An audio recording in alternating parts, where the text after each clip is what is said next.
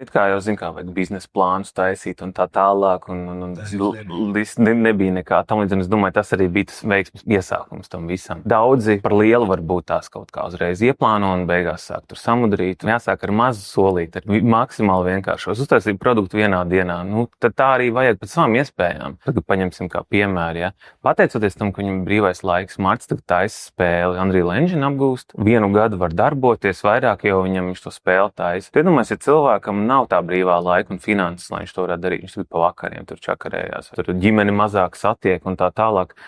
Un tas viss tomēr tev tādā pēc kaut kāda gada vai pusotra to spēles taisīs, tev atstāja gan fiziski, gan emocionālu tādu slogu, kas, tev tas viss tas laiks ir pagājis, vai ne? Un tu palaidi un neaiziet.